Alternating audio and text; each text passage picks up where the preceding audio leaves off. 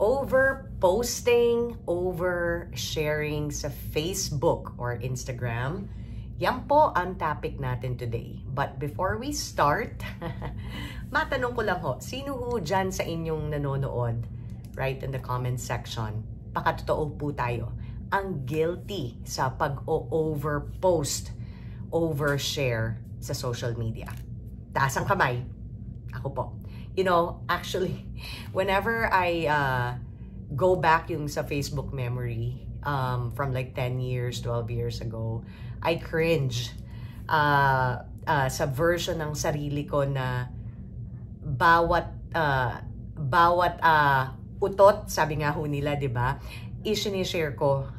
I've always struggled with this. So, it's a personal, actually, topic for me, kaya ho open ho tayo dito, wala hong judgment, hindi po tayo nagja-judge dito, but you know, I've always been the kind of person na if I have one gift that I'm thankful for is I have the ability to practice self-awareness, at least mag-self-examine, kasi lahat naman ho tayo mga tao may mga pagkukulang, may mga insecurities, may mga sugat ng kabataan, may mga may mga weaknesses tayo na nagma-manifest into different kinds of behavior. And it's not about criticizing, crucifying, judging yung mga weaknesses natin, but it's for us to do our own self-examine at maging totoo po tayo sa sarili natin para makita yung mga bagay na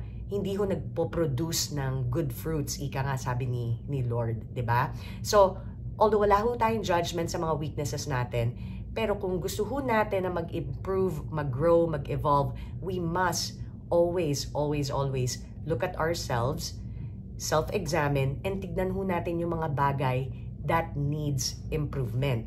So today ho, social media posting, kasi lahat ho tayo, marami ho sa atin ang nagsastruggle ho to keep it at a balance na nai-enjoy natin yung social media to connect with people. Lalo ho ako, I'm almost 10,000 miles away from my family at yung mga kaibigan ko sa Pilipinas. Masaya naman ho talaga pag nagjo-joke kami, nagtatawanan kami sa Facebook, but there is a dark side to social media na nagko-cause ng mga anxiety, depression, inggitan, alam ho natin lahat yan. So, today, mag-open forum po tayo, pagkwentuhan ho natin, para ho magamit natin yung technology sa kagandahan or kabutihan to genuinely connect with people at hindi ho para gamitin natin as a tool para i-express yung ating mga sugat ng kabataan, yung ating mga mental health issues, psychological issues, okay? So, ang i-discuss ko po today is why do we overpost on social media? Okay? So number one po is very obvious, attention seeking. Aminin ho natin, reality bites, but it's the only way for us to be set free. Hindi po natin pwedeng lokohin ang sarili natin.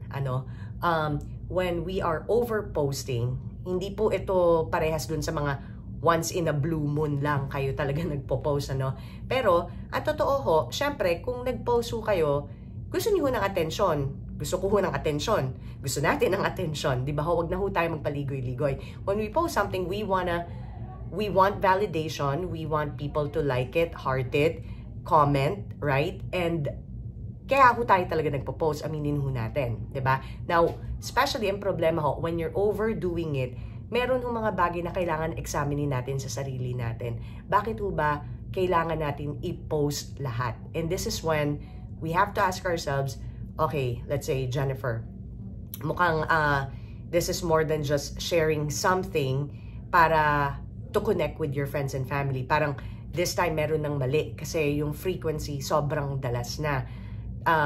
Do you think meron tayong problema sa validation? Are you seeking validation from people? Are you seeking attention from other people?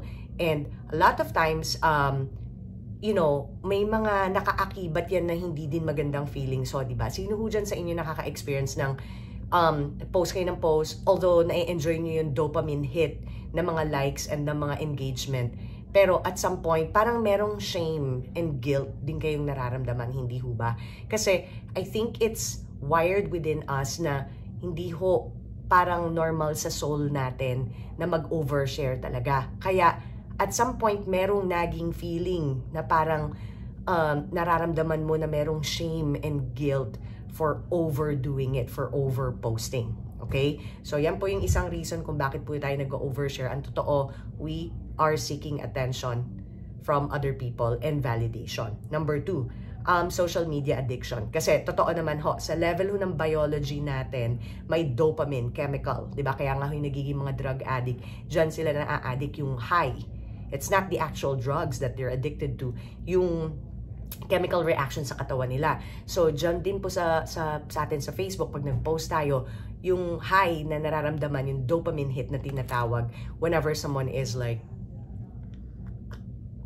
hearting, commenting. So, that's another reason why we post on social media kasi addicted tayo. Okay?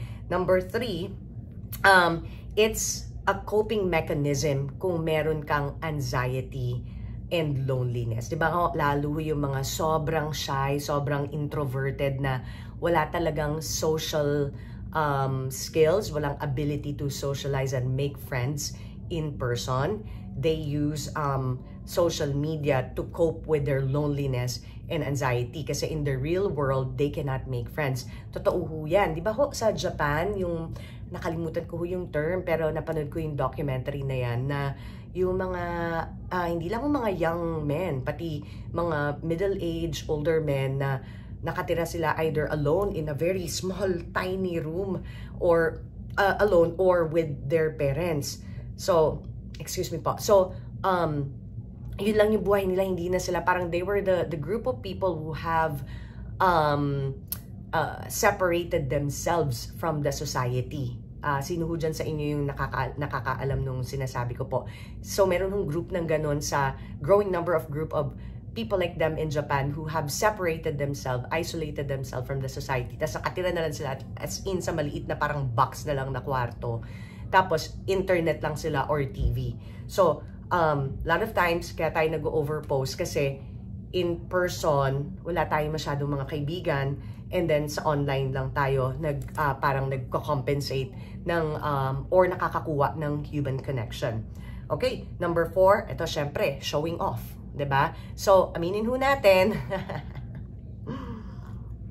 sino ho sa inyo ang aamin na nag-show off kayo ng vacation nyo? Kasi, ang totoo, isa ho sa mga friends list nyo, may mga medyo hindi kayo hindi nyo talaga kaibigan, may mga kakompetensya kayo dyan sa Facebook nyo. Aminin ho natin, tao ako, human nature, lahat po tayo, no, nakakaramdam nito. Meron ho talagang pinagyayabangan, and a lot of times it comes from an insecurity, diba? If you feel na ina-underestimate ka ng mga tao dati, tapos friends mo sa Facebook na to, yung mga tao na to nag-underestimate sa'yo, you wanna show them who you are now, what you have accomplished in life. So, let's be real. Pero again ho, wala hong judgment. Tayo ho nakaka-relate on a human being level na nararamdaman ho nating lahat, you know. But it's just a question of healthy ba sa iyo to continue overposting, oversharing, dahil gusto mo lang na makuha yung sense of yung vindication dun sa mga Facebook friends mo na nang underestimate sa'yo, nang ampi sa'yo, na gusto mo ipakita sa kanila na successful ka na. It might feel okay at first, but eventually, again, sabi ko nga, kung medyo in touch ka sa spirituality mo, mararamdaman mo may naging feeling yan na pag overposting ka, you feel shame. Parang ikaw mismo nahihiya sa sarili mo kasi alam mo yung ginawa mo, overposting. So anyways, going back, showing off, 'di ba? Syempre lahat tayo may sino-show offan ng mga bakasyon natin, mga achievements natin, 'di ba? And that is the reality. Again, not to criticize but ask yourself if this is healthy for you, not just on a mental and emotional level, but on a spiritual level. Syempre, pag medyo nagiging tumatanda na ho tayo and we really want to be serious with our walk with Jesus, with God, ito na yung mga bagay na we need to start letting go. Yung sinasabi na die to self, 'di ba? Kasi ego to eh. But that would be a different topic, okay? So, yan po yung number 4 natin, showing off. And number 5 is sense of belonging. Kasi nga, as human beings, yung meron daw tayo wired sa atin to be social creatures. So, it's important for us to feel na accepted tayo ng ibang tao. Pero ako, again, sa sa shallow na level, hindi po deep spiritual level. Siyempre, again, iba na ho yung spiritual level. Pag masyado ng deep yung relationship nyo spiritually with God, ito na yung na-achieve nyo na yung level na you don't really need acceptance and validation from other people. Pero pag hindi pa, wala pa kayong sense ng that level ng confidence na ang inyong source of completeness comes from God, and lagi po tayo magsisik ng validation from outside source.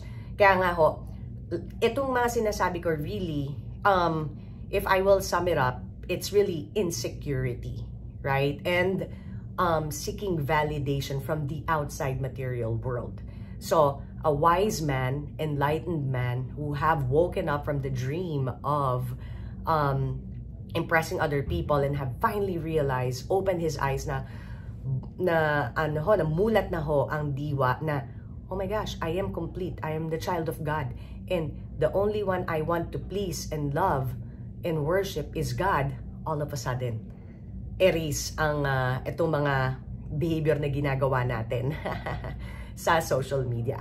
Okay? So, number 6 po natin ay sometimes we really want to share, sharing meaningful content. Yung mga mahilig mag-share ng mga quotes, 'di ba? Pero minsan careful din ho dyan, minsan akala ho natin parang hindi naman ako nag-share ng mga vacation, puro mga Bible quotes naman, mga philosophy quotes, no? Ako guilty din po ako dyan. Pero sometimes I need to question myself kung nagpapasikat din ako na ako ay isang philosopher, na ako ay righteous. You know, you can also use that and make it seem na parang, ang sinishare ko naman mga quotes oo, pero minsan check your heart. Talaga ba sinishare mo lang? Or that's another way to brag na religious ka, spiritual ka, or philosopher ka, or deep ka. So again, like check your intention, check your heart if you're really just sharing, or this is another way to show off na ikaw ay isang spiritual at intelihente na tao. Hindi ho ba? Okay, number 7, FOMO, o yung tinatawag ko na fear of missing out. Siyempre, yun nga ho, ang mahirap po talaga, ang challenge natin talaga is how to be confident on our own and how to be content with what we have.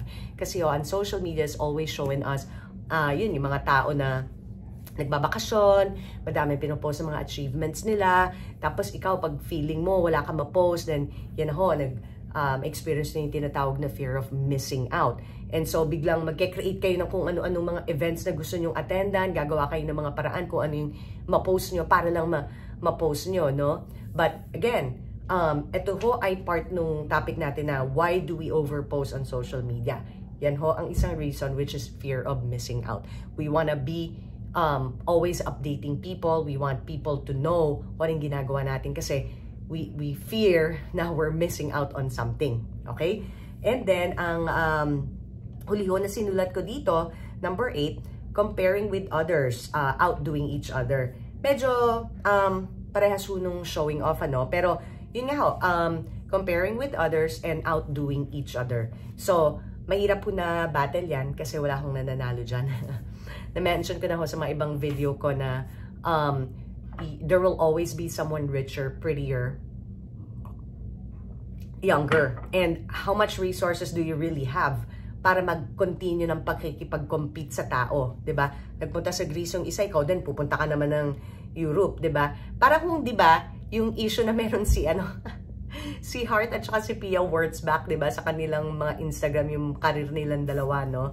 Na patalbugan, but really wala kang mananalo dyan kasi there will always be someone younger, wealthier, 'di ba? Kaya ito po, ang isa sa mga rason is, aminin ho natin, kaya tayo nag-overpost is, yun nga, may gusto tayong patunayan, 'di ba? You don't feel secure you feel insecure, and you need that validation, you need to show off to the world na hindi ka pwedeng basta mata-matahin, na may sinabi ka din, na you can also go to these fine dining restaurants, that you could also go travel, 'di ba? So, meron talagang element ng show off, pag-show off at pagkukumpara ng sarili natin sa ibang tao. And again, just to repeat po, ito pong ating conversation is eye-opening po sa atin. I'm a big believer na it's not about being a perfectly good human being, dahil wala hong perfect, si God lang ho ang perfect, but we can continue to be better, evolve, grown, confident, humble, kind Christian by hindi lang ho necessarily sa let's say pagbabasa ng mga tips on how to be good, 'di ba? Pero kailangan ho talaga natin maging serious with our walk with God. Kasi ako, sasabihin ko na sa inyo, 'di ba? Ang dami ko na nabasang philosophy books, mga self-help books in the last 10, 12 years. But I will tell you, recently po, mas nagtumututok po ako sa Bible, kay God, nakikinig po ako ng mga teachings, Christian teachings. And ang nakikita ko po talagang antidote or healing power talaga kung saan natin makukuha yung real confidence, and peace that passes all understanding, and the kind of confidence na mafe-feel nyo hindi nyo na ho kailangan mag-overpose is yung relationship nyo ho talaga kay God. When your confidence is, with God, based on, His love for you and His promises, yun na ho, parang game over na ho. So, so kung to wrap up this vlog, kung ako tatanungin nyo, what shall I do, what can we do in order to stop myself from overposting? Ano hong pwede natin gawin para ho matulungan tayo wag na mag-overpost? Well, recognize first all the negatives, 'di ba? First, recognize all the negatives na effect sa inyo ng pag-overpost. Ako po, nakakaramdam po talaga ako ng shame. Parang nakakaya naman, parang sobra naman yatang ingay ko sa Facebook. So, when you realize that, you wanna change that kasi mararamdaman nyo wala ho kayong peace eh. And all you want is peace and joy in your heart. Joy comes from, ako po, parang mas masaya po ako pag nararamdaman ko na nasa side po ako ng kindness and humility. Pero, when I overpost, that's when I feel na parang, teka, ano yung hidden agenda ko dito? Nagyayabang ba ako? Kulang ako sa attention? It just doesn't represent the real me kung paano ako ginawa ng Diyos. So, that's the first thing, realization nung impact, yung negative impact ng ginagawa nyo ng pag-overpost. And then from there, syempre, ang next po is to focus on God, focus on Jesus, how Jesus, lived His life. He demonstrated the best way to walk this earth, kung paano ho mabuhay dito sa mundo. So, idol po talaga si Jesus, And so, yun po, ako, una, tignan nyo po kung ano yung negative impact sa inyo, kasi meron ho talaga negative impact. And then, kayo ho talaga, mamotivate ho kayong baguhin yan, kasi ang pinakamasarap po na pakiramdam talaga is yung ramdam nyo na kayo po ay wala na ho kayong kailangan patunayan, you feel content, hindi nyo na ho kailangan magpasikat, mag-show off, and then laliman nyo ho yung relationship nyo kay God. Yun po ang advice ko talaga. Kasi lahat ng insecurity, kaya ho talaga nag-overpost tayo. Sinabi ko na ho, di ba? Sa suma total ho talaga, it comes from this deep sense of insecurity. Yun po. You don't feel enough. You're looking for attention. You're looking for validation. And kung nagyayabang ka, kasi nga, you don't feel secure. So to feel secure, to feel whole again, kailangan ho nang ma-remember nyo kung paano ho kayo ginawa ng Diyos. At ang source lang po talaga ng completeness, ng love, lahat po yan ng magagandang bagay ay si God. Yun po. So, that's our topic for today. Nagustuhan nyo ho ba? If you feel it in your heart, like, share, subscribe, comment po kayo, and hit that notification bell para ma-alert po kayo sa susunod na vlog ko. Ang next po na topic na inspire po akong gawin is the power of silence. So, I will do some research, sit down, meditate on that, and soon I will produce yan pong next na vlog natin about the power of silence. So, as always, thank you po sa panonood nyo, and sa susunod na video po ulit, thank you po, and enjoy your day.